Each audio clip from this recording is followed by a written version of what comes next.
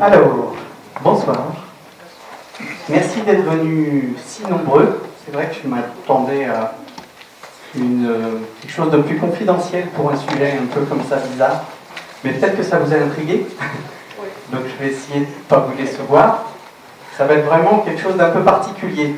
C'est pas une conférence comme d'habitude, ça va être différent. Ça va être un peu plus littéraire.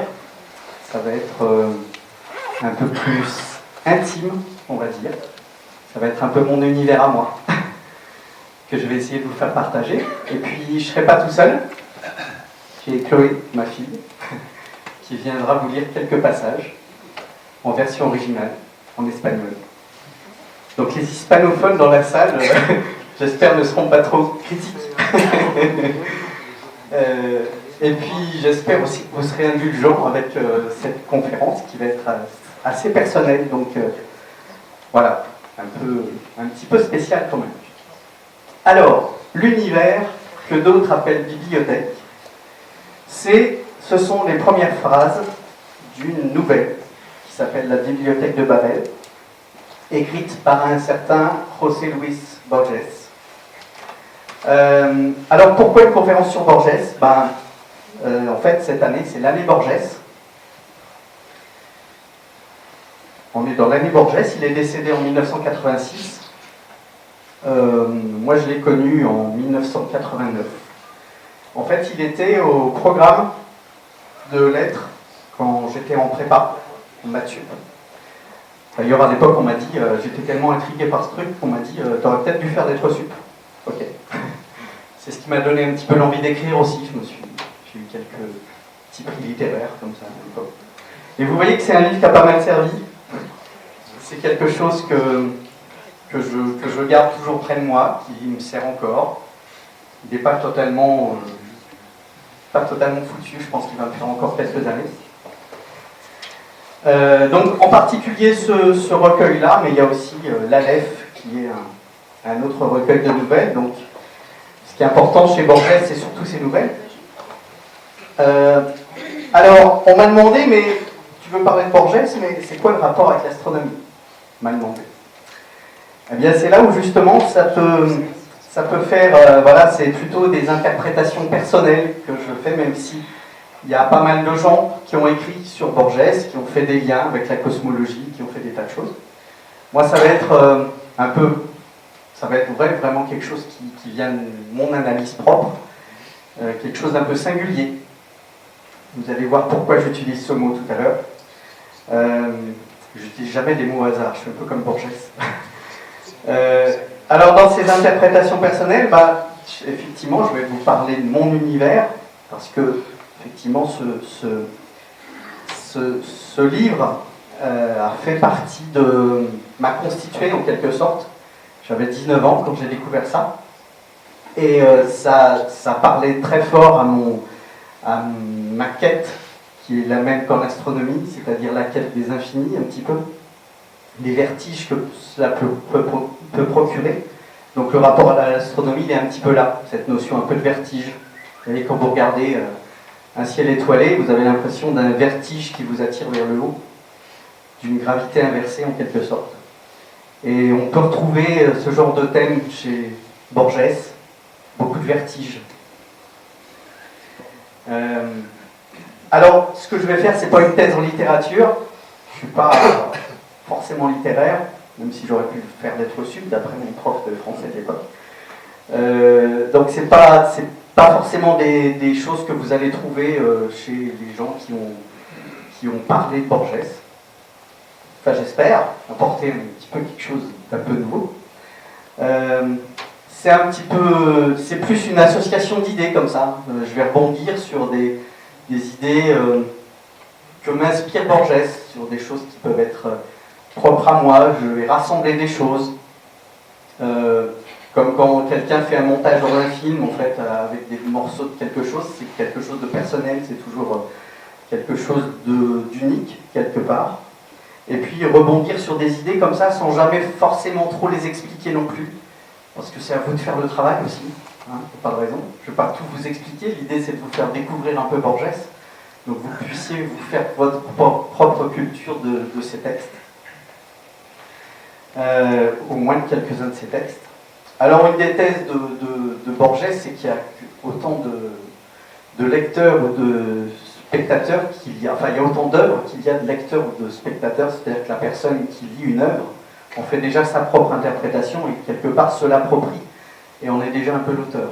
Donc, elle va être l'auteur de son propre souvenir, quelque part, de sa propre interprétation. Il y a une nouvelle assez intéressante sur le sujet, mais dont je vais parler à la fin. Ménard, auteur du Quichotte, qui parle du plagiat aussi, qui est assez intéressant. Donc ça va être une conférence dont vous êtes l'auteur finalement.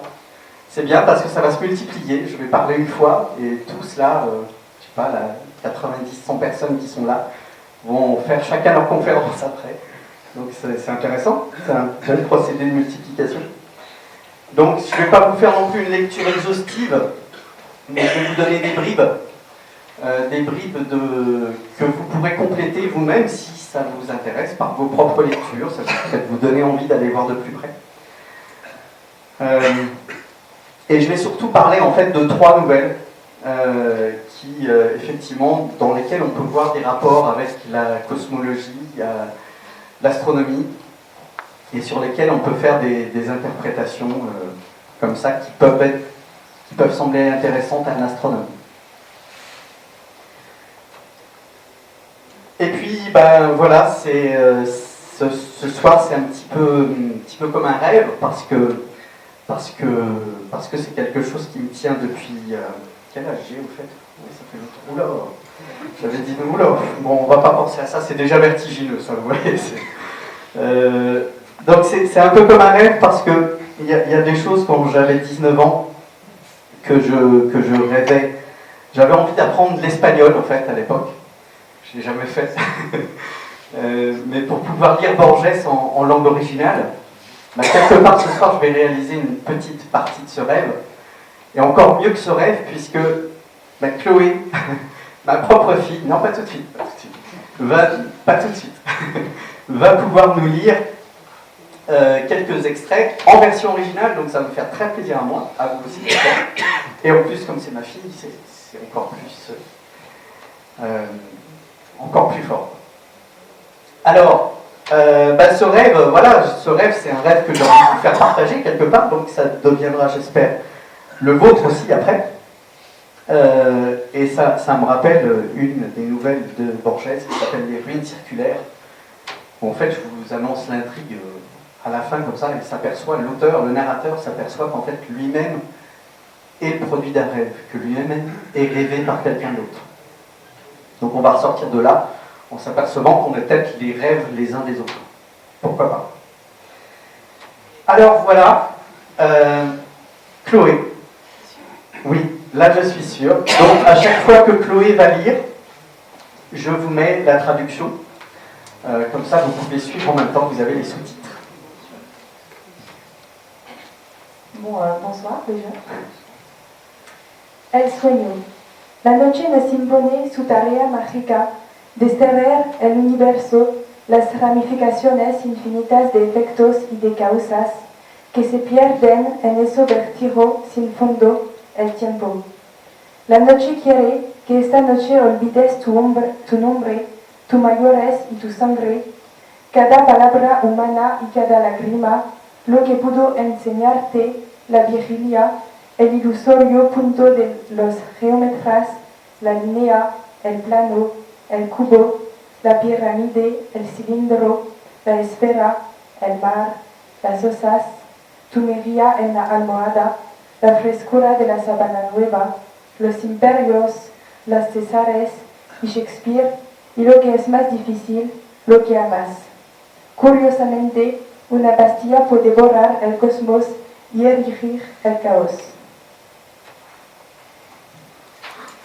Merci Chloé. Alors c'était, voilà, comme je disais que ça allait être un peu un rêve, j'ai voulu vous montrer ce que Borges pouvait dire d'un rêve. Et vous voyez que dans les rêves de Borges, il y a les mots comme vertige, il y a les mots temps, il y a les mots univers, il y a des mathématiques, il y a de la géométrie, il y a la sphère, il y a la ligne, il y a plein de choses comme ça. les jardins, les emplir, ce que tu aimes. Donc on est déjà un petit peu dans un univers un peu mathématique, un petit peu physique, un petit peu astronomique, un petit peu infini, temporel. Donc voilà, ça donne, je trouve que ce poème donnait bien un peu le ton de ce que peut être la pensée de Borges. Alors, cette conférence, ce sera un vertige, même un univertige. Ce sera l'inverse d'un univers, c'est un unirêve. Ce sera aussi un rêve-tige, parce que c'est un peu le rêve qui m'a fait pousser depuis 19 ans. Vous voyez ? Bon, on est en plein dans la poésie, là. Hein.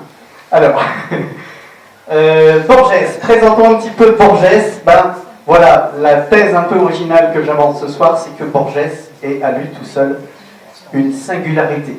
C'est pour ça que je parlais d'une conférence singulière, d'une approche singulière de Borges tout à l'heure. Qu'est-ce que c'est qu'une singularité? On connaît ça en astronomie.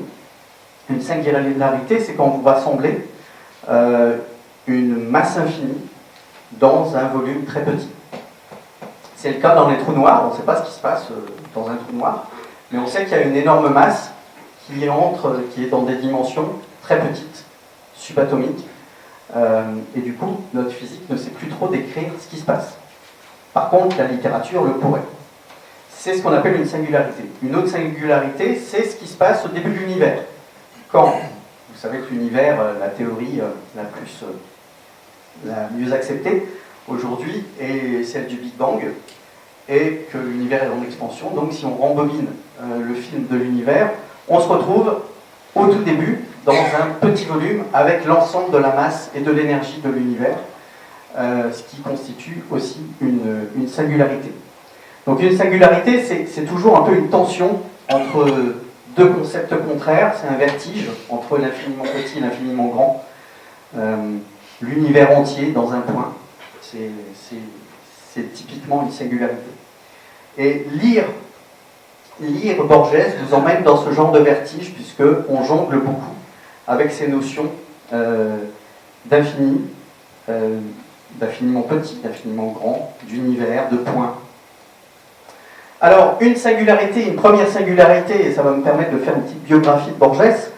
Une singularité de Borges, c'est qu'il est à la fois très de son terroir, on peut dire, et en même temps cosmopolite. Il y a beaucoup de gens qui ont écrit là-dessus sur son cosmopolitanisme, qui réfutait lui-même d'ailleurs. Lui, il se sentait surtout très argentin, mais il a une vie qu'il a un peu obligé à être d'Argentine, mais aussi de partout, puisque il avait sa grand-mère notamment qui lui a appris à lire en anglais. Elle était d'origine irlandaise, je crois. Donc il apprend d'abord à lire en anglais avant d'apprendre à lire en espagnol. Il étudie en Suisse, à Genève, puis il parcourt l'Europe dans sa jeunesse au moment de... Donc c'est sa famille en fait, et voyage en Europe pendant plusieurs années, en Espagne, etc. Donc il a été un peu déraciné, il a connu d'autres cultures dans sa jeunesse. Il a fait ses premières armes littéraires avec des groupes ultraïstes en Espagne. Donc il a été un peu... Il s'est chargé un petit peu d'autres cultures que la culture argentine. Puis c'est un grand amoureux de Buenos Aires, mais qui, quand l'Argentine est tombée dans les mains de Perón, s'est exilé en Suisse. Donc il a vécu la fin de sa vie, la moitié de sa vie, on peut dire même, il l'a vécu en exil en Suisse, à Genève. Donc c'est un petit peu, voilà, c'est autre singularité, c'est la grandeur, puisqu'il était, il était directeur de la bibliothèque de Buenos Aires, et puis ensuite l'exil, qui se retrouve aussi beaucoup dans ses écrits. Il y a toujours cette idée de destin un peu énorme pour une personne qui reste humble, en fait. Voilà, c'est ce que j'ai dit. Alors, aussi, une autre singularité, c'est qu'il est à la fois écrivain, mais qu'à partir de l'âge de 40 ans, il commence à avoir des problèmes de vue et qui va finir sa vie aveugle, ce qui fait qu'il n'écrit pas lui-même ce qu'il pense, il le fait écrire, soit par sa mère, soit par sa femme, soit par une secrétaire. Surtout vers la fin de sa vie, en fait, il dicte ses paroles, il dicte ses écrits. Donc vous imaginez déjà, c'est un peu à la fois avoir les mots dans la tête, mais pas pouvoir les coucher sur le papier. Voilà, c'est aussi, il y a beaucoup d'histoires de destin dans ses écrits, et qui sont directement liées en fait à cet état physique. Et puis tout ça, ça confine aussi un peu à l'absurde. Il y a une espèce d'absurdité dans la vie. Vous vous rendez compte que voilà, être écrivain et dicter ses écrits, voilà, c'est quelque chose, c'est un coup du sort, quoi, quelque part. Ce qui lui est arrivé aux yeux est un coup du sort, en même temps qu'une maladie génétique et qu'un accident. Donc il y a beaucoup cette idée de quand vous avez quelque chose, vous pouvez le perdre d'un jour à l'autre, ou au contraire, quand vous n'avez rien, vous pouvez gagner l'univers. Dans ses écrits, on retrouve cette tension-là, cette espèce de vertige entre le tout et le rien. Alors une singularité qu'on retrouve donc dans ses écrits, notamment, on a beaucoup de rapports entre le détail et l'universel. Pour essayer de me faire comprendre, on a une nouvelle où, dans un manuscrit, on a la lettre qui contient l'univers, qui contient même le nom de Dieu et qui permet d'accéder à l'univers tout entier à travers une lettre. Alors, ces choses-là ont été un peu stimulées par la bibliothèque, entre autres, de son père. Il a vécu, enfin, son père avait une bibliothèque très fournie, dans laquelle depuis son plus jeune âge, il s'est un petit peu mué comme ça, entre les livres, comme dans un labyrinthe, à essayer de choper un petit peu tout. Donc il avait une énorme culture, c'est un énorme érudit, il connaissait énormément de choses, il a lu énormément, et quand il est passé à la bibliothèque de Buenos Aires, ça ne s'est pas arrangé, ça a été encore pire. Donc il y a énormément il arrive à synthétiser beaucoup de culture en un seul texte, en fait. Il y a aussi une singularité, il y a toujours dans ses écrits, comme je disais tout à l'heure, cette notion du point et de l'infini. L'infini peut être regroupé dans un point. C'est le cas dans une nouvelle qu'on va étudier un petit peu, qui s'appelle l'Aleph. Il y a quelque chose entre le traître et le héros. Le lâche, ceux qui finalement ont les clés de l'univers, sont toujours des gens qui ne le méritent pas, quelque part. Sont toujours des traîtres ou des lâches, des gens de petites conditions, qui ne savent pas vraiment, qui ont devant eux la clé de l'univers, mais qui ne savent pas vraiment quoi en faire. Donc aussi un petit côté absurde dans tout ça. C'est presque plus un poids pour eux qu'une délivrance. Voilà, ça peut être un condamné aussi. Donc quelqu'un qui ne pourra pas le divulguer. À la fin, ils ne divulguent jamais la clé de l'univers qu'ils ont trouvée. Moi, j'ai pas fait pareil. La clé de l'univers, pour ceux qui ont suivi mes conférences depuis plus de 10 ans, je vous l'ai donné dans une conférence il y a 10 ans. Personne s'en souvient? D'accord, je regarde pas. Donc il y a toujours, ça peut être aussi un modeste bibliothécaire, on sent le côté un peu autobiographique, ou l'écrivain inconnu. Il aime beaucoup jouer sur ces personnages-là, le narrateur est souvent ça. On retrouve ça dans des nouvelles comme L'Immortel, ou Le Jardin au sentier qui bifurque, qu'on va étudier un petit peu. Il y a toujours une tension entre la description et l'extrapolation. On part toujours d'un fait simple. C'est presque une construction mathématique finalement, ces nouvelles. On a un énoncé, quelque part, qui peut être simple. Une bibliothèque. Voilà, on a une bibliothèque. Et puis on extrapole. Cette bibliothèque, c'est l'infini. Elle s'étend à l'infini. Et à partir de là, on commence le vertige, quoi. On commence le délire, je dirais. Et toutes les conséquences qu'il peut y avoir de ce simple fait. Et c'est ça qui rend la lecture de Borges agréable. C'est tout les descriptions qu'il peut y avoir autour de ça.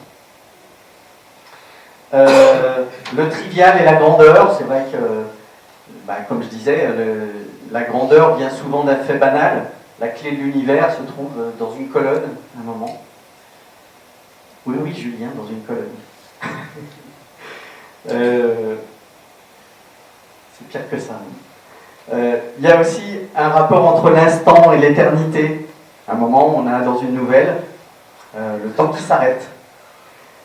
Ça tombe bien parce que c'est au moment où le narrateur allait se faire fusiller. Et le temps s'arrête entre le moment où les balles partent et où elles arrivent. Et en fait, on s'aperçoit qu'on donne du temps à ce condamné pour finir un roman. En finançant ce roman, il va découvrir la clé de l'univers, et juste après, il se fait tuer. Dommage.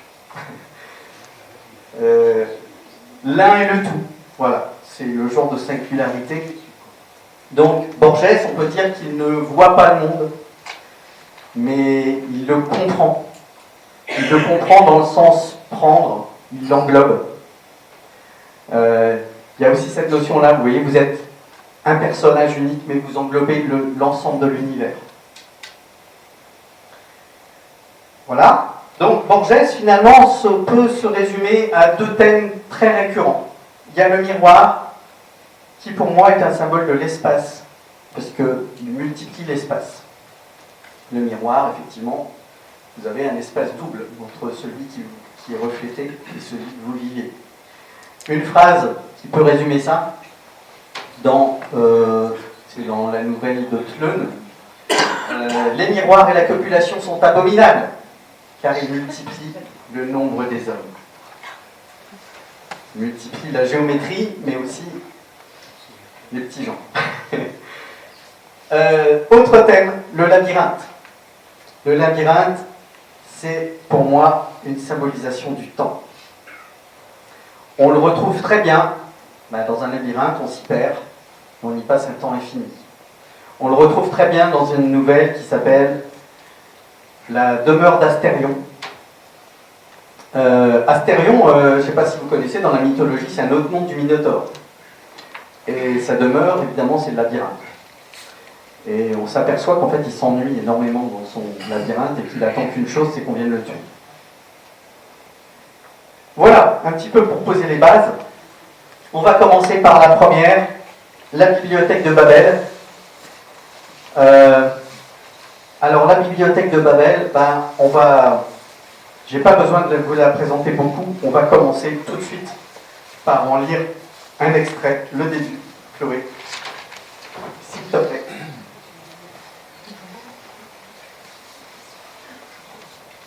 Je vous mets la traduction.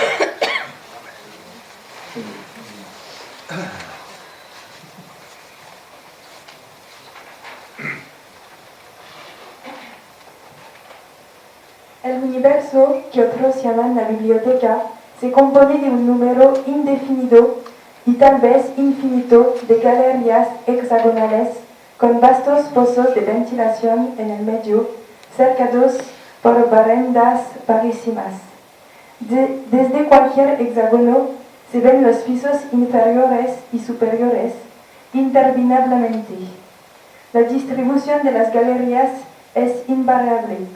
20 acuales a 5 largos anacueles por lado, cubren todos los lados menos 2.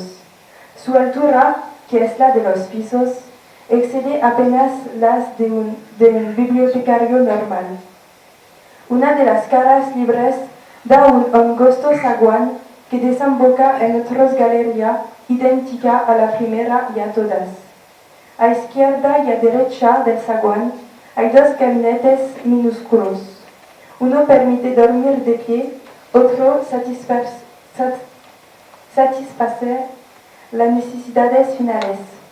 Por ahí pasa la escalera espiral que se abisma y se eleva hacia lo remoto. En el zaguán hay un espejo que fielmente duplica las apariencias. Los hombres suelen inferir de ese espejo que la biblioteca no es infinita. Si lo fuera realmente, ¿a qué esa duplicación ilusoria? Yo prefiero soñar que las superficies bruñidas figuran y prometen el infinito. Vous avez tout compris, bien sûr. Alors, ben voilà, là ça pose clairement, c'est le début de la nouvelle. Ça pose un peu les choses. L'univers, ben, c'est un peu quelque chose comme ça, sauf que tous les étages ont la même dimension. Donc c'est des hexagones comme ça, remplis de livres sur 4 murs, avec des puits d'aération, et donc quelque chose qui peut être... Donc vous voyez que le fait de départ est simple. On a des hexagones avec des livres dedans. Et puis on a une dimension de l'espace ici. La bibliothèque, en fait, c'est l'espace infini, c'est l'univers.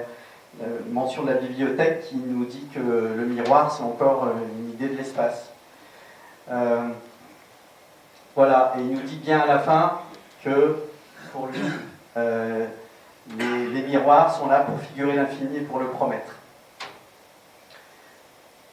Voilà, donc 20 longues étagères, 5 par côté, c'est important. Vous allez voir pourquoi tout à l'heure.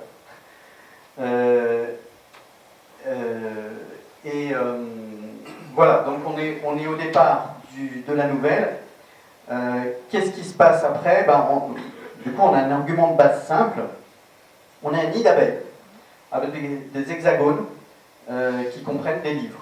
Voilà, un petit peu comme ça. On peut le représenter un petit peu comme ça, avec des étages en haut, en bas, sur le côté, etc. Donc on a dans chaque hexagone 4 étagères de 32 livres, de 410 pages chacun. Donc c'est fini, chaque volume est fini et identique. Et dans ces livres, on voit une variation aléatoire de 25 signes. L'alphabet a 25 signes. Et on les met dans n'importe quel ordre. Enfin, ils sont mis dans n'importe quel ordre. Alors les conséquences de ça, c'est qu'on parcourt des bibliothèques avec plein de livres incompréhensibles. Des variations aléatoires comme ça. Vous ouvrez un livre, vous ne comprenez pas grand-chose, vous avez des signes qui sont alignés. Donc la principale occupation des hommes de cet univers, c'est de trouver du sens à travers les livres. Donc on décrit ce que ça peut engendrer comme envie d'inquisition, envie de meurtre, envie de dire non, c'est moi qui ai le livre ultime, ah ben non, c'est moi, il est dans des étagères, dans celle-là, alors qu'en fait personne ne comprend rien. Donc on est à la recherche d'un livre signifiant. Des fois on voit des significations là où il n'y en a pas.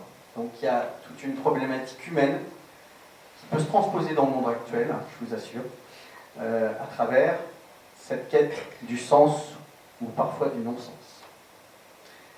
Et on a une extrapolation donc de cette bibliothèque. Est-ce que la bibliothèque est infinie ou pas? Et il est clairement dit que cette bibliothèque figure le cosmos. Donc dans la bibliothèque de Babel, pour Borges, l'univers est une bibliothèque. Alors, est-elle infinie? La question que le narrateur se pose. Donc le narrateur est un des habitants de cet univers de la bibliothèque de Babel. C'est le petit bibliothécaire de Bénézer, quelque part. C'est Borges lui-même. Il se pose la question, est-ce qu'elle est infinie? Eh bien, ça arrive vers la fin. Chloé, encore un texte. 2 textes dans la même nouvelle.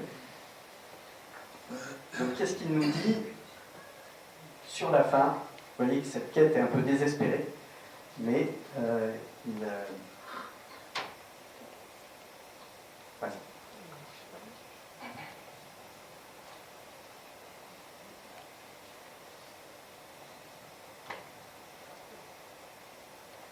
Acabo de escribir Infinita, no interpolado ese adjetivo por una costumbre retórica. Digo que no es ilógico pensar que el mundo es infinito. Quienes los juzgan, limitado, postulan que en lugares remotos los corredores y escaleras hexágonos pueden inconcebiblemente cesar, lo cual es absurdo. Quienes lo imaginan sin límites olvidan que los tienes el número posible de libros. Yo me atrevo a insinuar esta solución del antiguo problema. La biblioteca es ilimitada y periódica. Si un eterno viajero la atravesara en cualquier dirección, comprobaría al cabo de los siglos que los mismos volúmenes se repiten en el mismo desorden, que, repetido, sería un orden, el orden. Mi soledad se alegra con esa elegante esperanza.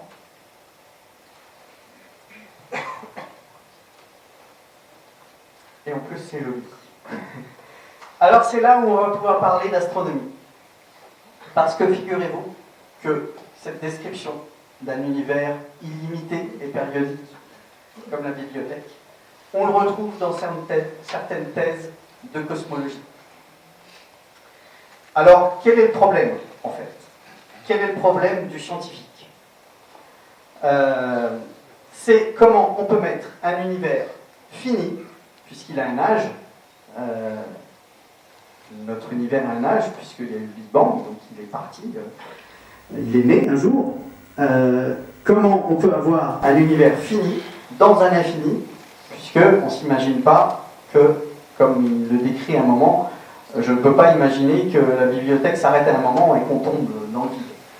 Donc on ne peut pas s'imaginer non plus que notre univers s'arrête à un moment. Tiens, c'est à la limite la frontière, là. Vous voyez, il y a la douane, passez pas de l'autre côté. Alors comment, cosmologiquement, mais mathématiquement, on peut résoudre ce paradoxe? Eh bien, il y a aussi le problème d'un univers qui serait trop grand pour être homogène. C'est le problème qui est résolu en partie par l'inflation. Mais si vous imaginez qu'au départ, l'univers est à une petite bille,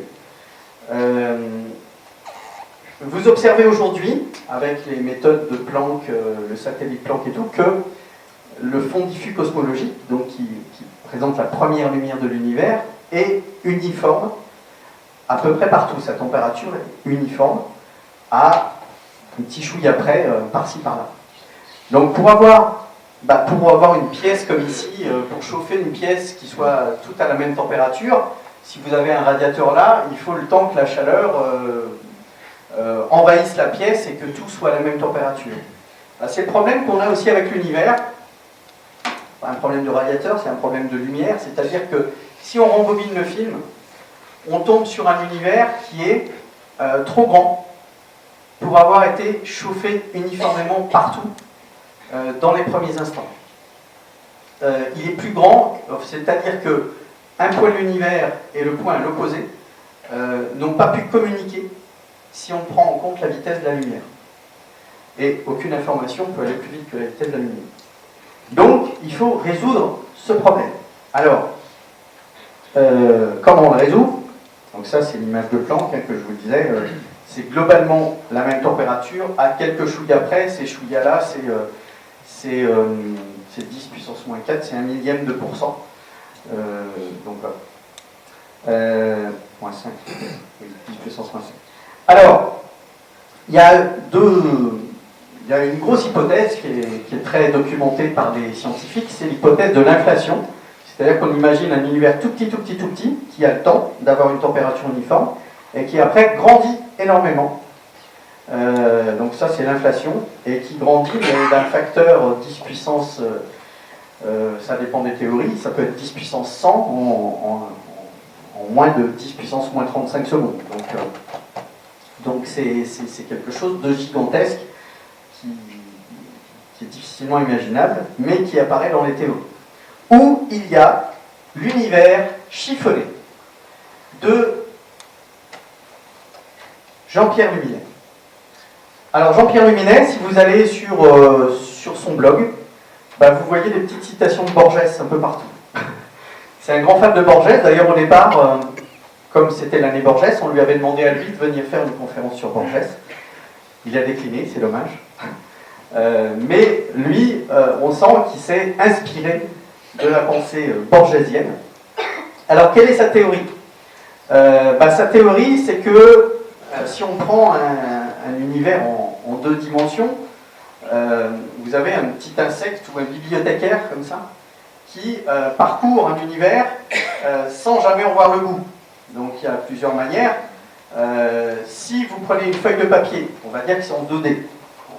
C'est plus facile au départ de modéliser l'univers en 2 dimensions. Vous avez l'univers. Pour qu'il y ait une bestiole qui soit dessus et qui puisse jamais en faire le tour, vous avez dans cette dimension-là, vous pouvez le mettre en cylindre. Une fois que vous avez, vous voyez là, du coup, il va faire ici le tour sans jamais voir le bout.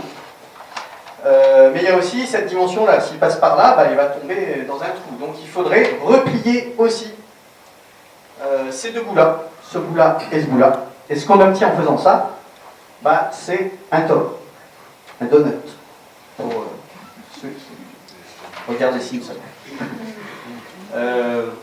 Ou un pneu, ou comme vous voulez. Donc vous voyez, vous comprenez le principe. Il faut trouver mathématiquement une forme d'univers qui soit capable de rentrer un infini dans un infini. Ou qu'on puisse parcourir de manière infinie, tout en restant fini. Vous voyez? Alors, en 3D, ça donne des trucs comme ça. Notamment, Jean-Pierre Luminet et les gens qui ont travaillé avec lui ont pensé au dodécaèdre de points carrés. Ou 12 faces? Oui. Ou un D12 pour ceux qui jouent au jeu de rôle. Vous avez repéré. Vous pouvez faire de la physique avec des choses comme ça. Donc, l'idée, les faces sont des pentagones. Pour ça, dans le texte de Borges, tout à l'heure, on avait l'idée de pentagone. Et puis, vous avez une face par laquelle vous sortez, mais quand vous sortez ici, vous rentrez par ce côté-là. Vous savez, c'est comme les jeux vidéo au tout début, les téléludes, où vous aviez un truc qui sortait de l'écran, vous aviez ça sur votre télé, et puis ça revenait par en dessous. Arcanoïde aussi un peu. Ouais, voilà, comme ça. On en a tous connu plein. Là, c'est pareil, quand vous sortez d'un côté, vous rentrez de l'autre. Alors, c'est des faces en pentagone de bibliothèque, finalement. Donc, vous voyez, cette forme de bibliothèque. Alors, si vous mettez ça, alors évidemment, à côté d'un dodécaèdre, vous en avez d'autres. Chaque face est liée à un autre dodécaèdre, à un autre univers, en quelque sorte. Une autre partie de l'univers. Donc, vous avez quelque chose comme ça, un pentagone, et puis d'autres qui sont à côté. On peut faire la même chose avec les bibliothèques. Vous voyez, ici, on a plutôt des hexagones. Et puis, à chaque face, on a d'autres bibliothèques. Alors, les conséquences de ça, c'est que l'univers, en fait, est plus petit que l'univers observable. L'univers observable, c'est ce que vous pouvez voir, la lumière qui vous est arrivée depuis 13,7 milliards d'années. Donc, si vous regardez un truc qui était à 13,7 milliards d'années-lumière, il y a 13,7 milliards d'années, vous allez le voir. Ça, c'est l'univers observable. C'est la limite de ce qu'on peut voir, en fait. C'est notre horizon. Eh bien, dans cette théorie-là, notre univers, en fait, il serait plus petit que l'univers observable. Et pour remplir le reste, en quelque sorte, c'est une reproduction de notre univers. Donc, on a notre univers ici, et qui se reproduit avec d'autres dodécaèdres de manière périodique, comme ça, comme la bibliothèque. Ce qui veut dire qu'on pourrait voir plusieurs fois dans notre univers observable l'image d'un même objet. Vous avez un objet dans notre univers, et bien dans le dodécaèdre d'à côté, vous avez le même objet qui se reproduit. Donc vous pouvez voir 2 fois l'image du même objet. Voilà. Donc c'est un univers fini et périodique, comme la bibliothèque. Et le mieux dans tout ça, c'est qu'on pourrait bientôt utiliser cette hypothèse pour voir si elle est juste, la tester sur le fond diffus cosmologique. Il y a des travaux qui ont été faits. Ils ont imaginé un univers comme ça, comme un prisme, un univers 8 faces, un cube tronqué, et puis le dodécaèdre, le D12 faces. Et puis, voilà, on met ça dans des logiciels, on fait les calculs, et puis on calcule le spectre de puissance, comme on appelle ça, et on essaie de voir quelle forme ça peut donner sur le fond diffus cosmologique. Alors la forme qu'a détecté Planck, c'est celle-ci. Il y a une légère anisotropie, c'est-à-dire qu'il y a une température qui semble légèrement plus importante ici. On n'a pas tout à fait, comme je vous disais tout à l'heure, on pense à un univers homogène, mais là on n'a pas tout à fait une homogénéité partout, et quelque part ça pourrait presque ressembler à ça. Sur les grandes échelles en tout cas, on a une légère anisotropie, et ça pourrait un peu ressembler à ça. Donc ça pourra permettre, si on envoie encore d'autres engins qui ont encore une plus grande précision sur la mesure du fond diffus cosmologique, on pourrait peut-être trancher entre l'univers de Borges et l'univers régi par l'inflation, puisque c'est l'autre grande théorie qui pourrait expliquer le fond diffus. Alors, les autres interprétations. On peut faire référence aussi au multivers.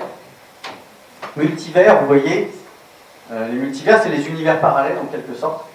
Se dire qu'un univers se crée par singularité, par passage d'un autre univers en fait. Vous avez un univers qui grossit comme ça, donc il est gros, il fait des petits, en quelque sorte. Et du coup, vous pouvez avoir une espèce de mousse d'univers comme ça, qui pourrait ressembler, avec des passages, qui pourrait ressembler à des hexagones de bibliothèque, en quelque sorte, des hexagones accolés l'un à l'autre. D'ailleurs, si vous observez bien une mousse de crément, vous voyez en Bourgogne,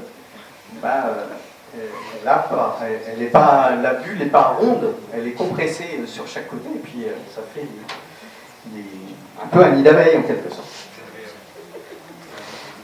Alors, sur une multitude d'univers possibles, dans l'idée des multivers, le nôtre est habitable parce que les constantes y sont ajustées, mais ça j'y reviendrai tout à l'heure.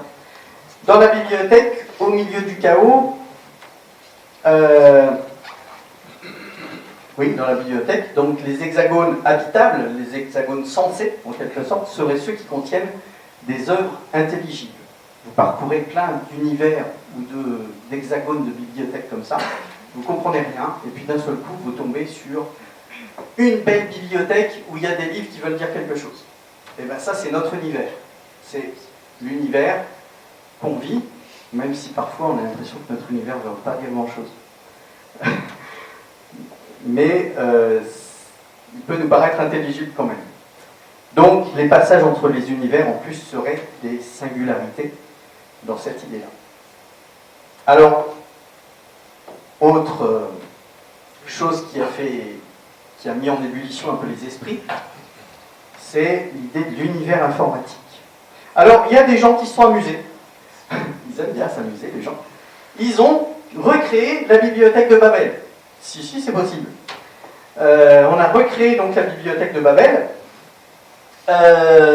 En tout, si on fait le calcul, parce qu'on a un nombre de pages, on a un nombre de volumes, etc. Donc c'est pas infini. On a un nombre fini de pages et un nombre fini de volumes. Donc on a 4,7 10 puissance 4679.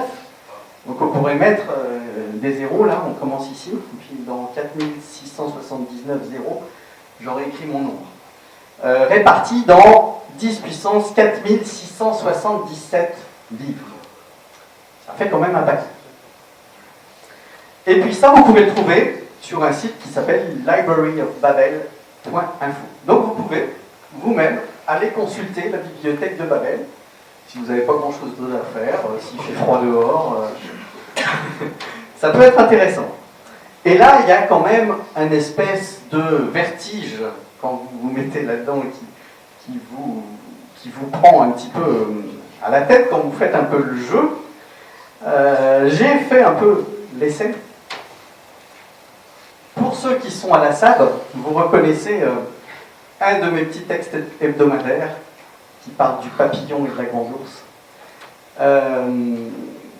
Donc voilà, vous êtes plutôt papillon ou grande ours, il y a bien plusieurs manières de goûter les étoiles, toutes respectables. Il y a la manière éphémère, celle des nuits d'été. où les nuées s'agglomèrent et tournent autour des télescopes comme des réverbères à la recherche d'une faible lumière. C'est notre public de la nuit des étoiles, vous peut-être, qui meurt en hiver et renaît au printemps, préférant à la saison froide se blottir au fond des souches et des couettes, sourds aux appels de cette constellation qui leur ressemble pourtant, ce grand papillon qui forme Orion. Ah, j'étais fier de moi quand j'ai écrit ça. Je me disais, oh, c'est joli, dis donc. J'étais super fier. Mais ce texte, il existe déjà dans la bibliothèque de Babel. Donc c'est navrant. Regardez, j'ai même retrouvé. Il est dans la page 170 de VLN PPEBXKAVWFF GJWVZE. Et il est là, vous voyez, il est là. Vous êtes plutôt papillon. Alors, il n'y a pas les accents parce qu'il n'y a que 25 signes, ou grandos, car il y a bien plusieurs manières de quitter les étoiles. Voilà. Ben, je ne suis pas tellement original quand j'écris. Tout existe déjà dans la bibliothèque. Alors, vous voyez qu'autour, dans la page 170, il y a aussi plein de signes un peu bizarres. Mais faites le test, allez sur le site, écrivez n'importe quoi, et vous allez le retrouver dans la bibliothèque de Babel. Alors, l'univers informatique, c'est aussi une théorie de la cosmologie. Il y a des gens qui se sont imaginés que l'ensemble des informations de l'univers pouvaient être codées en 2 lettres, du coup, pas en 25, mais en 0 et 1. Et du coup, on pourrait accéder à toutes les informations de l'univers comme ça. C'est un peu la quête des bibliothécaires, quelque part. C'est trouver la clé de l'univers, à quoi correspond cet univers, qu'est-ce qu'il veut dire, tout comprendre. Eh bien, on pourrait, dans leur théorie, tout comprendre en analysant des 0 et des 1 qui nous viennent du spectre des étoiles, de n'importe quoi. C'est une vision un peu déterministe, mais il faut bien le dire, un peu déprimante, de la mécanique quantique, puisque même la mécanique quantique pourrait se coder en 0 et en 1. C'est-à-dire que quand vous avez une particule, elle peut être dans un état 0 ou 1, dans la mécanique quantique, elle est à la fois dans l'état 0 et 1, et tout ça pourrait se coder selon les tenants de cette théorie. Par exemple, Axaxaxas-Mle est peut-être une succession clé dans le langage informatique de l'univers. Je prends cette expression parce qu'elle apparaît dans la bibliothèque de Babel, c'est Borges qui cite Axaxaxas-Mle, qui veut dire dans une autre nouvelle d'ailleurs la lune, il y a quelque chose avec la lune. Bon. Alors, vous voyez, les cosmologistes se sont peut-être un peu inspirés de Borges, mais Borges, on le retrouve, et la bibliothèque de Babel, on la retrouve dans un film qui est apparu il n'y a pas si longtemps que ça. Interstellar. Alors, Interstellar, on est allé le voir ensemble avec les gens de la salle, je me souviens. J'avais adoré ce film, j'étais là au bout de mes 2h30, tranquille, je me disais, oh, il est bien ce film et tout. Et puis, je vois le héros vouloir rentrer dans un trou noir, et je me dis, là, je l'attendais de pied ferme. Je me dis, mais comment il va faire ça ? Comment il va s'en sortir de cette histoire ? Parce que rentrer dans un trou noir, c'est pas quand même anodin, il faut quand même si c'est de la science-fiction, qu'il y ait un petit côté un peu réaliste. Et j'ai trouvé que leur système, alors évidemment il y a une énorme référence à la bibliothèque de Babel, j'ai trouvé que quand ils l'ont fait apparaître comme ça dans la bibliothèque, enfin voilà, vous allez voir l'image, j'ai trouvé ça extraordinaire, tout simplement, parce que c'était une idée très originale. En fait, c'est l'idée de... On ne comprend pas un trou noir, en fait, dans notre espace, même à 4 dimensions, si on considère l'espace-temps. On ne comprend pas un trou noir. Et l'idée, pour le comprendre, c'est de passer par une 5e dimension. Et la 5e dimension, c'est celle où on voit toutes les bibliothèques en même temps. Et j'ai trouvé ça très bien trouvé. Et c'est ce qui m'a fait adorer ce film, finalement, qui a fini de me convaincre dans ce film. Alors, dans l'extrait que vous allez voir, vous verrez la bibliothèque, parce qu'il y a une histoire dès le départ avec la bibliothèque dans la chambre de sa fille. Et en fait, vous voyez, ils reviennent souvent, en fait, il y a plusieurs moments dans le film où on voit cette bibliothèque. On en voit derrière, quand il est dans le trou noir, on voit plusieurs images de cette bibliothèque. Donc ça fait très nettement une bibliothèque de Babel, en plus à 6 côtés comme ça. Vous verrez des hexagones, vous verrez un labyrinthe, puisque c'est la reproduction. Il cherche un moment, il cherche son chemin dans cette multitude de bibliothèques. Donc on est dans un labyrinthe, donc une multiplication de l'espace et du temps. On est dans un tesseract. Un tesseract, c'est une manière de se représenter un univers à 4 dimensions dans nos 3 dimensions. En fait, vous faites ça, vous prenez des miroirs comme ça, que vous assemblez en cube, et vous mettez un appareil photo dedans. Et vous prenez une photo, et vous avez l'image d'un tesseract comme ça. Et puis, il y a peut-être même une notion d'onde gravitationnelle, parce qu'il passe des messages comme ça, en faisant varier le temps. On voit la montre qui se décale. Donc j'ai trouvé toutes ces idées-là géniales, très physiques, quoi, et voilà, arriver à utiliser à ce point-là la physique dans une œuvre d'art, je trouve ça bien. Alors, eh ben, on va mettre le son, parce que la musique est belle en plus, donc on ne pas s'en priver.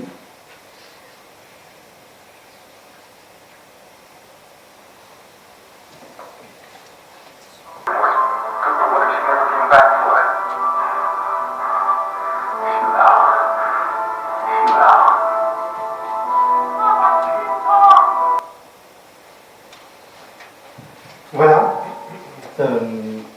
Donc vous avez vu, il communique des informations. Ça, je trouve ça génial. Simplement en faisant bouger le temps et qui fait bouger l'aiguille de la montre, il fait du morse comme ça. Il transmet toutes les informations sur l'intérieur du trou noir pour permettre à l'humanité de se sauver. Incroyable. Alors, une autre référence très importante dans Le nom de la rose, à la bibliothèque de Babel. D'ailleurs, un des personnages s'appelle Borgia, en référence à Borges. Et il y a une bibliothèque cachée dans laquelle on a des livres uniques. Donc ça, c'est pas l'astronomie, mais vous voyez même le plan du château où ils sont. Il y a des tours en hexagone. Donc il y a un énorme clin d'œil de la part d'Umberto Eco à la bibliothèque de Babel. Un livre unique, singulier, toujours l'idée de singularité, un livre qui contient la clé quelque part. Et puis, comme je vois des bibliothèques de Babel partout, je me suis même demandé s'il n'y avait pas une référence de ce côté-là. Quand on a Samuel qui entre dans la grande bibliothèque, je me suis dit, oh, on ne sait pas. Mais bon, passons à la suivante, parce que ça fait un bout de temps que je parle, et j'ai toujours fait qu'une nouvelle. Bon, les deux suivantes seront plus courtes. Le jardin au sentier qui bifurque. Bifurquer, c'est fourchette, 2 fourches. Donc c'est se séparer en 2 comme ça. Alors c'est quoi l'histoire du jardin au sentier qui bifurque? C'est une histoire d'espionnage, au départ.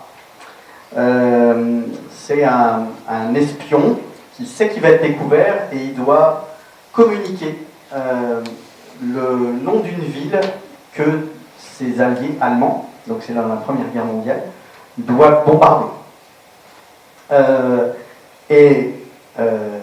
Il joue en fait sur quelque chose de très faible. L'intrigue se pose sur un jeu de mots faible, c'est-à-dire que pour dire donc aux Allemands qu'il faut aller bombarder la ville d'Albert, il va tuer une de ses connaissances qui s'appelle Albert. Bon, vous conviendrez que jusque-là, il n'y a rien d'exceptionnel. Donc il se qualifie lui-même de lâche, parce qu'en fait il tue quelqu'un qui est une connaissance, pas forcément un ennemi, plutôt même un ami, en tout cas un ami, quelqu'un qui a travaillé sur un de ses ancêtres, beaucoup. Donc c'est un lâche mais à qui on va révéler le secret du temps. Et qu'est-ce qu'il va en faire? Rien, il va juste accomplir un plan de guerre. Alors qu'est-ce que c'est que ce secret du temps? En fait il avait, cet espion, il avait un ancêtre qui travaillait à construire un labyrinthe infini et un roman. C'était sa quête. Eh bien, le labyrinthe, personne ne le trouva. On n'a trouvé aucune construction de labyrinthe dans sa propriété. Et puis, le roman était lui-même incompréhensible. Donc, personne, c'était même ses descendants, lui en avaient voulu d'avoir consacré tant de temps à sa vie pour faire rien. Mais la personne, Albert, donc, avait travaillé beaucoup sur cet ancêtre, donc l'ancêtre de notre espion, et avait découvert qu'en réalité, le roman lui-même était un labyrinthe. Quelques passages du texte. Je laisse, donc ça c'est une lettre de l'ancêtre de l'espion. Je laisse aux nombreux avenirs, non à tous, mon sentier au jardin qui bifurque. L'indice de nombreux avenirs, non à tous. Il décrit, Albert décrit ce labyrinthe comme un labyrinthe de temps. Et puis dans un autre passage, dans toutes les fictions, chaque fois que diverses possibilités se présentent, l'homme en adopte une et élimine les autres. Dans la fiction du presque inextricable Tsupen, donc c'est l'ancêtre, il les adopte toutes simultanément. Il crée ainsi divers avenirs, divers temps qui prolifèrent aussi et qui bifurquent. Ça veut dire qu'en fait, vous avez une histoire avec toutes les possibilités de l'histoire qui sont en même temps. Tel personnage tue un autre, et puis vous avez en même temps la version, le personnage A tue le personnage B, et vous avez la version où le personnage B tue le personnage A. Et à chaque fois qu'il y a une intrigue, on ne choisit pas, on les met toutes. L'auteur met toutes les intrigues possibles. Donc tous les temps, au moment où il faut faire un choix, tous les temps qui bifurquent, il les met ensemble. Dans un roman. Du coup, le labyrinthe, c'est pas un labyrinthe physique, c'est le labyrinthe dans le roman. C'est cet ensemble de chemins qui divergent. Alors, on va lire un petit passage. Chloé.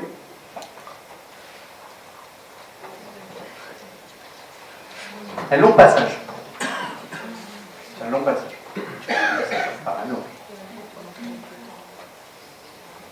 Mais c'est pas le plus long.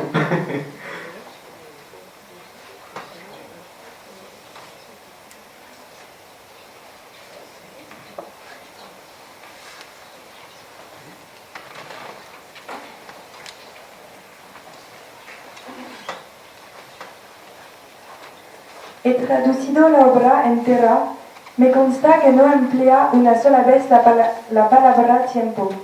La explicación es obra. El jardín de senderos que se bifurcan es una imagen incompleta, pero no falsa, del universo tal como la concebía Tsupen. A diferencia de Newton y de Schopenhauer, su antepasado no creía en un tiempo uniforme absoluto. Creía en infinitas series de tiempos, en una red creciente y vertiginosa de tiempos divergentes, convergentes y paralelos. Esa trama de tiempos que se aproximan, se bifurcan, se cortan o que circularmente se ignoran, abarca todas las posibilidades. No existimos en la mayoría de esos ejemplos. En algunos existe usted y no yo. En otros, yo, no usted. En otros, los dos. En este, que un favorable azar me depara, usted ha llegado a mi casa. En otro, usted, al atravesar el jardín, me ha encontrado muerto. En otro, yo, digo estas mismas palabras, pero soy un error, un fantasma. En todos, articulo sin un temblor. Yo agradezco y venero su recreación en el jardín de Tsupen. No en todos, murmuro con una sonrisa, el tiempo se bifurca perpetuamente hacia innumerables futuros. En uno de ellos soy un enigma.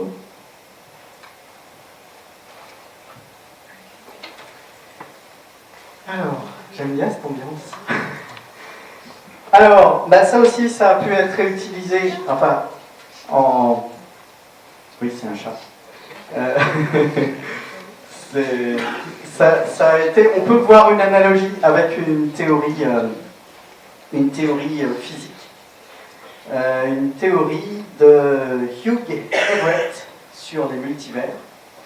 En 1957, en fait, d'où elle vient cette théorie? Une théorie, ça répond toujours à des questions. Et la question qu'on se posait, en fait, c'était celle de la mécanique quantique. Ça pouvait être une explication au problème de mécanique quantique, de la mécanique quantique sans S, s'il vous plaît. Dans un autre univers, il n'y a pas de faute. Dans un univers parallèle, je fais la même conférence, mais il n'y a pas ces fautes.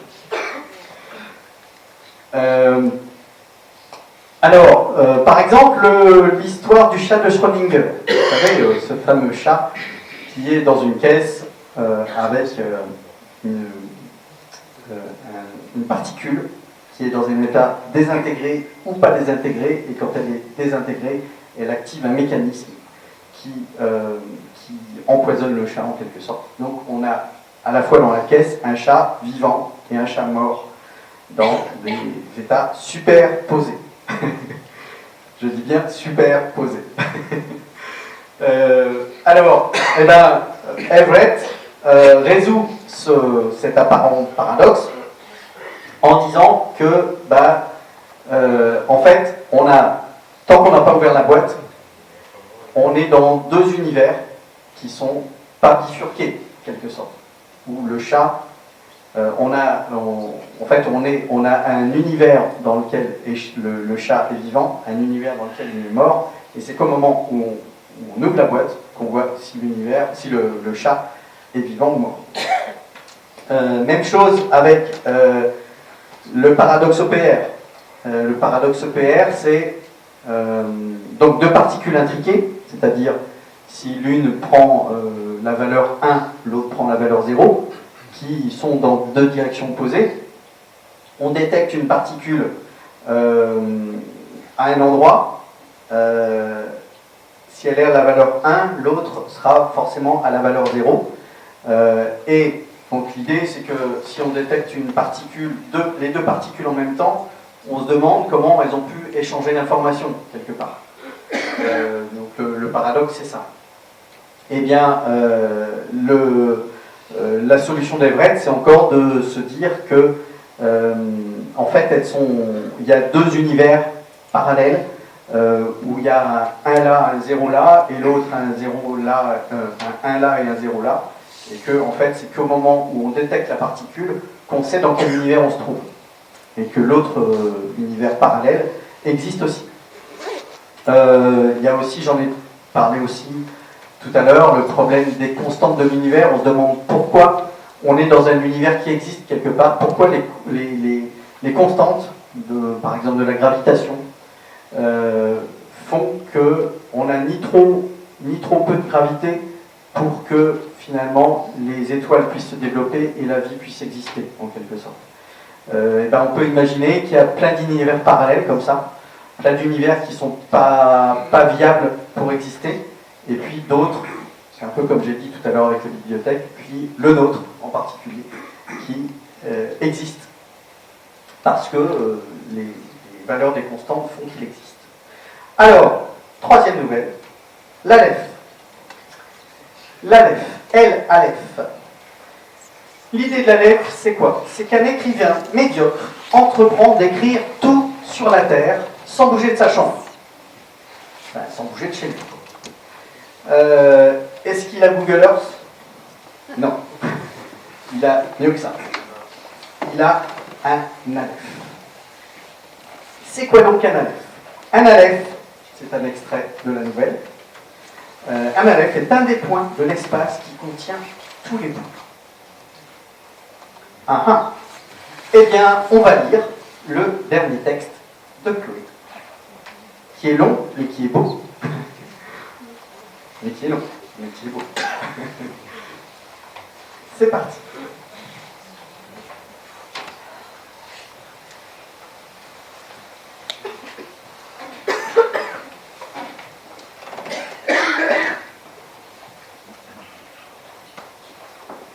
El diámetro del Aleph sería de 2 o 3 centímetros, pero el espacio cósmico estaba ahí, sin disminución de tamaño. Cada cosa, la luna del espejo, digamos, era infinitas cosas, porque yo claramente la veía desde todos los puntos del universo.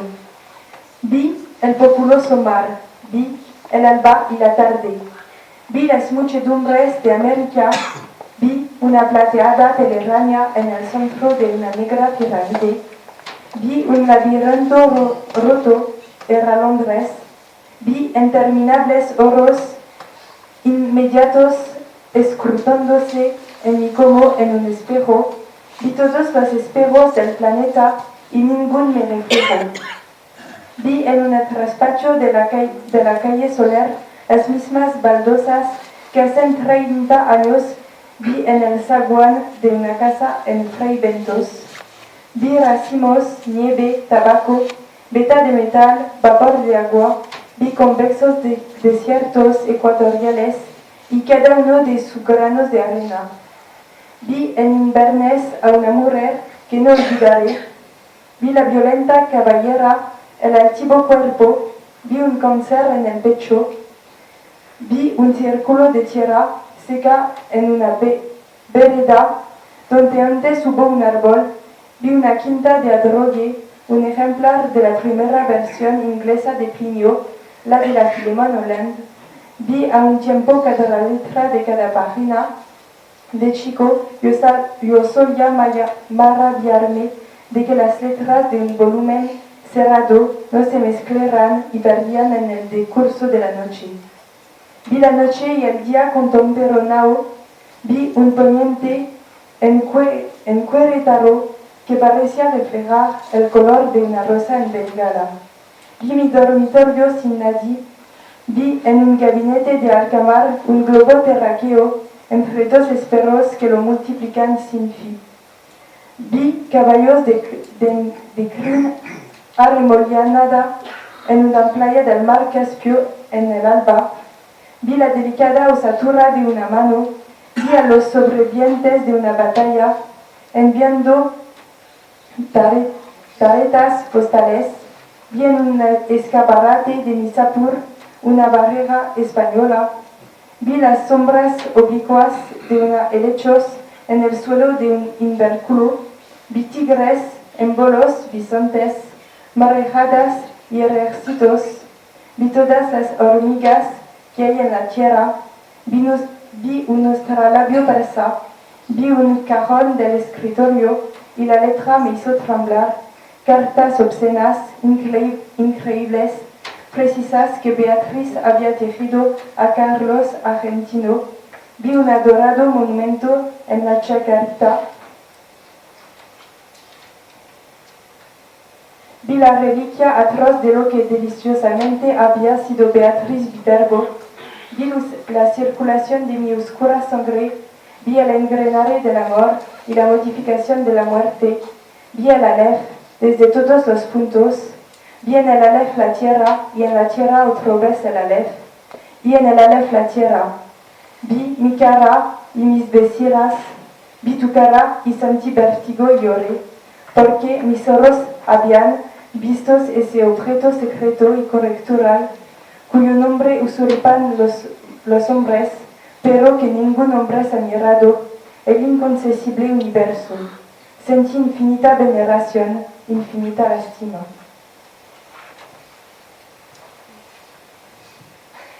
Oui, c'était plus long. Alors, bon, vous avez vu, il y a plein de choses là-dedans. Donc, l'Aleph, c'est effectivement un point qui contient tous les points. C'est donc clairement une singularité. Alors, des singularités, évidemment, on en trouve beaucoup en physique. Donc, on peut se demander ce que c'est que cet Aleph. Donc, les images qu'on peut donner de cet Aleph, est-ce que donc l'Aleph c'est une singularité, est-ce que c'est proche du début de l'univers? Ça fait penser tout de suite au début de l'univers avec les travaux de Sitter, Lemaître, Friedman, quand l'univers était tout petit, dans un tout petit volume. Ça fait penser à l'atome primitif de Lemaître, de Georges Lemaître, l'atome primitif donc, qui contenait l'ensemble. Lui, il imaginait qu'à partir de cet atome, un gros atome qui se désintégrait en fait et qui créait tout ce qu'on connaît aujourd'hui. Ça fait penser alors cette partie-là est peut-être la plus, voilà, la plus imaginative en quelque sorte. L'Aleph, ça peut faire penser au miroir. En fait, on a tout. C'est comme si on avait l'ensemble de l'univers qu'on focalisait en un point. Donc on peut avoir une notion optique de cet univers, de cet Aleph. Et ça tombe bien parce que pour Borges, un miroir, c'est la multiplication de l'univers, c'est l'univers lui-même. Donc on peut donner de cet Aleph une image optique. C'est quelque part le point focal de l'univers. Comme quand on fait une mise au point. C'est comme si on mettait l'univers au point. Vous voyez ? Juste une mise au point, ça me fait penser à une chanson aussi, mais ça n'a rien à voir. C'est la réunion de tous les points venant de l'infini. C'est pas mal comme définition, ça. Dans l'Aleph, c'est la réunion de tous les points venant de l'infini, comme une lentille ou un télescope focalise l'univers, focalise les rayons qui nous viennent de l'infini pour les mettre dans notre œil. En fait, un télescope, c'est un peu un Aleph, en quelque sorte. Vous pourriez avoir toute la description là, en parlant de la galaxie d'Andromède. Vous pourrez trouver tout ce que Borges a dit sur les 2 pages, appliqué aux gens de la galaxie d'Andromède. Le symbole de la mise au point sur un appareil photo, on peut voir la mise au point comme ça. Ça a une importance. Je vais vous en parler tout à l'heure. Je sais pas, il y a des idées de nord, sud, est, ouest. Il y a des gens qui vont me regarder bizarre quand je vais dire ça. Je sais pas, ça peut être un œuf cosmique, un Aleph. Un œuf cosmique avec un serpent autour, je sais pas trop pourquoi. Un œuf cosmique, c'est la bille qui contient tout l'univers, en fait. Au départ, à la création du monde, dans beaucoup de mythologies, il y a cette idée d'œuf cosmique. Un œuf qui contient l'ensemble de l'univers. Et qui s'ouvre. Et qui s'ouvre quand on le regarde. Qui s'ouvre par n'importe qui s'est ouvert au narrateur. Est-ce que l'Aleph, ce ne serait pas le centre du monde? Je ne sais pas. Là, il y a des dédicaces dans ce que je fais là. Il y a des gens qui travaillent avec moi sur certaines choses. Il est écrit dans le texte que l'Aleph, c'est une sphère dont le centre est partout et la circonférence nulle part. C'est beau déjà. Vous voyez le vertige, la singularité encore. On parle aussi dans les interprétations, parce qu'il a regardé, le narrateur, dans les mythologies, s'il y avait des choses qui se rapprochaient de cet Aleph. Un ange à 4 visages qui se dirige en même temps vers l'Orient et l'Occident, le Nord et le Sud. Et il ajoute, ces 2 choses-là sont dans le même paragraphe, il ajoute à la fin de ce paragraphe, je ne me rappelle pas vainement ces analogies inconcevables, elles ont un rapport avec l'Aleph. C'est pas un délire, il voit l'Aleph comme ça. Il voit l'Aleph comme une sorte de centre du monde. Le centre au milieu des 4 points cardinaux et une sphère dont le centre est partout et la circonférence nulle part. Est-ce que ce ne serait pas un axe du monde, du coup, ou un taureau? Ah ouais, pourquoi un taureau? Qu'est-ce qui nous délire là? Eh bien, un taureau, parce que l'Aleph, ça veut dire quoi? Allez, un petit morceau de texte. On a dit aussi qu'elle a la forme d'un homme qui montre le ciel et la terre. C'est dans le texte, hein, je ne l'ai pas inventé. Afin d'indiquer que le monde inférieur est le miroir et la carte du supérieur. Est-ce que Borges savait ce que je vais vous dire là? L'Aleph, c'est la première lettre de l'alphabet phénicien, qui s'écrit comme ça, en alphabet phénicien. On retrouve des antécédents dans les hiéroglyphes avec une tête de taureau. Aleph, ça veut dire, en phénicien, ça veut dire le bœuf, le taureau. Borges nous dit, le monde, le signe, alors le signe hébraïque, vous voyez, on voit une sorte de petit bonhomme là, qui pointe le ciel et qui pointe vers le bas. Pour nous indiquer que le monde inférieur est le miroir et la carte du supérieur. Autrement dit, que notre Aleph, qui ressemble à une tête de taureau, ici, la tête, les cornes, serait le miroir d'une constellation que nous on connaît bien. Si vous regardez bien ici, vous avez les cornes et vous pouvez faire ici le petit triangle qui est là.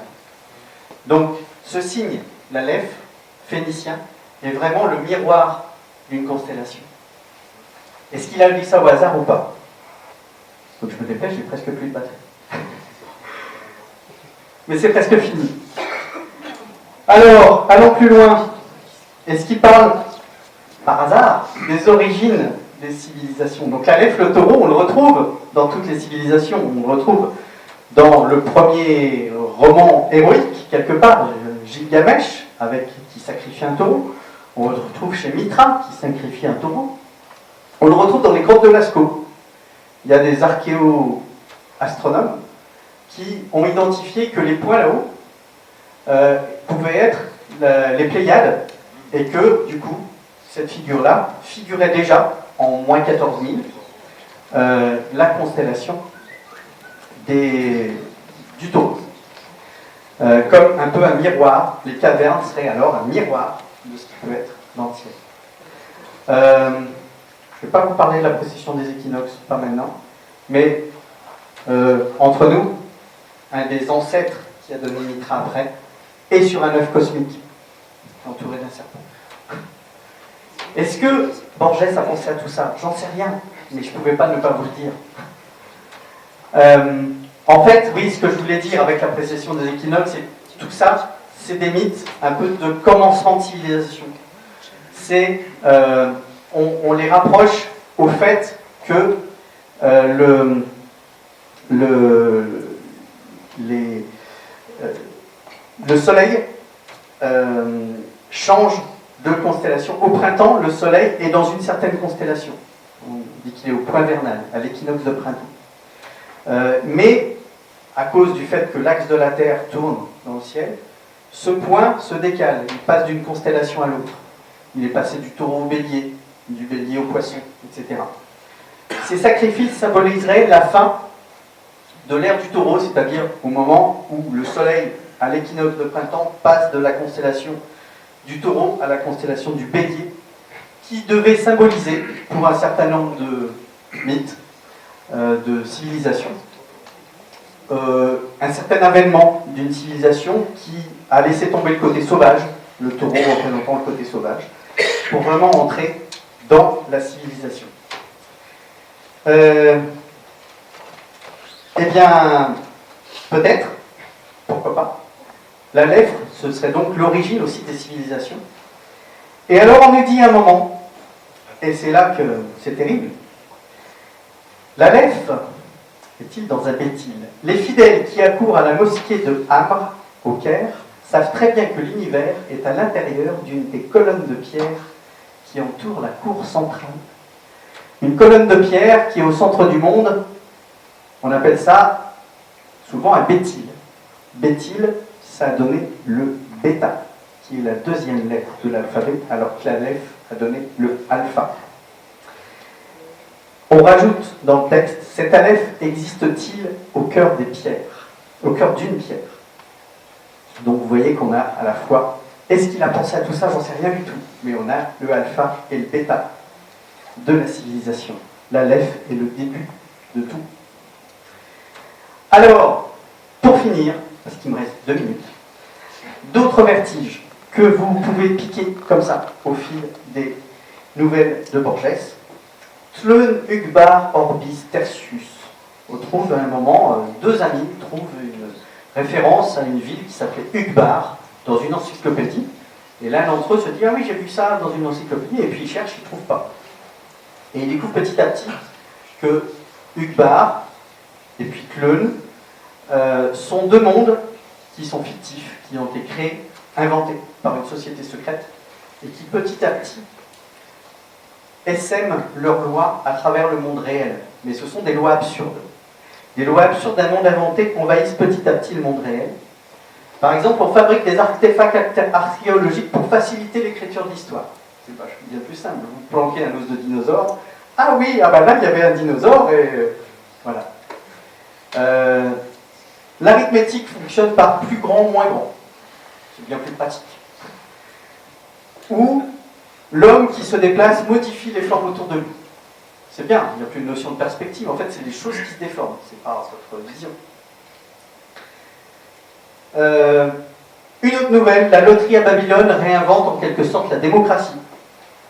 Ben oui, parce que en fait, tous les matins, votre sort est du coup tiré au sort. Donc, à Babylone, comme tous les hommes de Babylone, j'étais proconsul, comme tous esclaves. Vous êtes un jour le roi, le lendemain vous êtes un esclave. Pratique. Funès sous la mémoire, c'est sur le souvenir, la pensée. Un petit extrait. Non seulement Funès, alors Funès c'est quelqu'un qui a le pouvoir de se rappeler de chaque instant, de chaque moment qu'il vivait. Non seulement Funès se rappelait chacune des feuilles de chaque bois, mais chaque fois qu'il les avait vues. Il a une description très fine de chaque souvenir. Alors vous avez des descriptions complètement vertigineuses aussi là-dedans. Et finalement, c'est une nouvelle sur la pensée. Parce que, du coup, on s'aperçoit que Funès lui-même ne pense pas. Il ne fait que retranscrire des souvenirs. Penser, c'est oublier les différences, c'est généraliser, abstraire. Dans le monde de Funès, il n'y avait que des détails presque immédiats. Donc la pensée est exclue. Ce qui nous interroge, quelque part, on est avant l'ordinateur. Un ordinateur, ça a la mémoire, mais ça ne pense pas. Donc, presque l'intelligence artificielle là-dedans. Ménard, auteur du Quichotte, j'en ai déjà parlé. Ménard, c'est quelqu'un, Pierre Ménard, c'est un écrivain français qui entreprend de réécrire complètement le roman de Don Quichotte. Mais mot pour mot. Donc c'est une nouvelle sur le plagiat.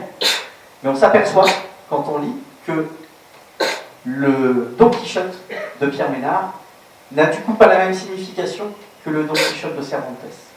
C'est le Don Quichotte de Pierre Ménard. Et là, on m'a dit que la batterie est très faible. Mais j'ai presque fini. Le miracle secret, c'est ce que je vous disais tout à l'heure, c'est quelqu'un qui est prêt à être fusillé, et les balles s'arrêtent, et il a le temps d'écrire son roman, et dans son roman, en fait, c'est là où il trouve dans une lettre d'un ouvrage, il trouve le Dieu, et c'est pour ça que beaucoup d'auteurs ont fait de Borges l'inventeur de l'hypertexte. C'est un lien peut vous emmener sur une infinité de liens. Alors, pour finir, on m'a demandé il n'y a pas longtemps si je devais emporter un livre sur une île déserte. Qu'est-ce que j'emmènerais? Ben évidemment, hein, j'emmènerais ça. Mais juste après avoir donné cette réponse, il m'est venu en tête une nouvelle d'une série de petits films qui s'appelait La Quatrième Dimension. Twilight Zone, voilà. Où on avait quelqu'un comme ça, après, qui s'était enfermé, vous voyez, j'ai plus de papier, qui s'était enfermé, c'était la dernière image, qui s'était enfermé pour lire dans un refuge nucléaire avec plein de livres. Et puis il y a la guerre nucléaire qui décime tout le monde à la surface. Et puis il ressort de là, il n'y a plus personne. Mais il se dit chouette, il a plein de livres, il a tout ce qu'il faut, il a plein de nourriture à volonté. Et puis il casse ses lunettes. Et la seule chose qui l'animait dans la vie, c'était de lire, mais il l'a plus. Alors imaginez qu'il m'arrive la même chose que Borges, ou que ce personnage dans la quatrième dimension, et que j'ai emmené mon livre, mais que je ne puisse plus lire, que je devienne aveugle. Ben, j'aurai toujours ça. J'aurai toujours ça. C'est un petit cadeau que m'a offert ma fille. Et je pourrais toujours enregistrer sa voix en train de me lire Borges. Et que je pourrais emmener sur mon île déserte. Merci.